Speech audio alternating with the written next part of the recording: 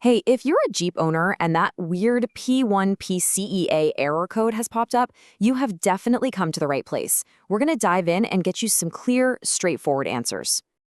Oh, we have all been there. You're just driving along, minding your own business, and bam, that little check engine light comes on. I swear it can give anyone that sinking feeling in their stomach. But don't you worry, because figuring out what the problem is, well, that's the first step to getting it fixed. And that is exactly our mission today. We are going to take that super cryptic code, P1CEA, and turn it from something confusing into a clear plan so you know exactly what to do with your Jeep.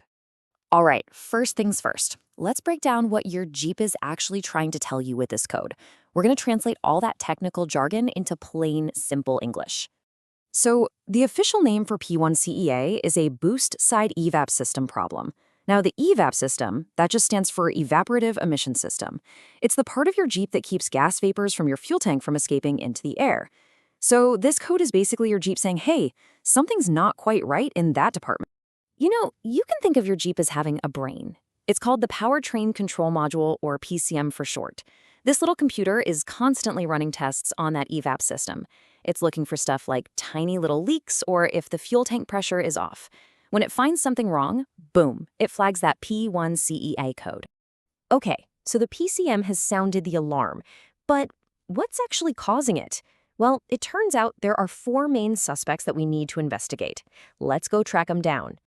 Our investigation is going to start on the electrical side of things. See, three of our four suspects are all related to one specific part, and it's wiring: the fuel tank pressure sensor, or FTP sensor. So, there are three possible electrical issues here. First, you could have a problem in the 5-volt supply circuit. That's the wire that brings power to the sensor. Second, the problem could be in the signal circuit, which is the wire sending information from the sensor back to the computer. And third, it could be the return or ground circuit. In all three of these situations, you're basically hunting for a bad wire, one that's broken, maybe shorted out, or just isn't making a solid connection. Okay, let's move on to our fourth and final suspect. We've talked about the wiring, but sometimes the answer is way, way simpler. This one isn't electrical at all. It's a physical problem. The last culprit could just be a simple blockage. Yeah, we're talking about some gunk, or even what's called flash, which is just leftover plastic from the manufacturing process, clogging up the ports on the charge air cooler duct and the air cleaner. And unlike chasing down a tricky wiring problem, the fix here is super straightforward. Just clean the ports and get rid of whatever is blocking them. And hey, here's a little pro tip. Because this is often the easiest and fastest thing to check, a lot of mechanics will actually look for a blockage before they even start messing with the wiring.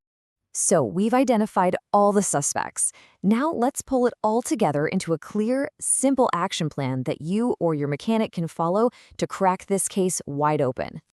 Here it is, your 4-point game plan. First, you check the 3 different circuits for that FTP sensor: the supply, the signal, and the return. If all that wiring checks out, your last step is to inspect the CAC duct and air cleaner ports for any physical blockages. But hey, remember that tip? It could save you a whole lot of time to just start with step 4. So here's the bottom line. That really intimidating P1CEA code, it really just boils down to one of two things: either an electrical problem in the sensor wiring or a physical blockage in an air passage. That's it. It's a whole lot less scary when you break it down like that, isn't it? So now you are totally armed with the knowledge to go out and tackle this code. You know the suspects, you know what to look for. The only question left is, where are you going to start your search?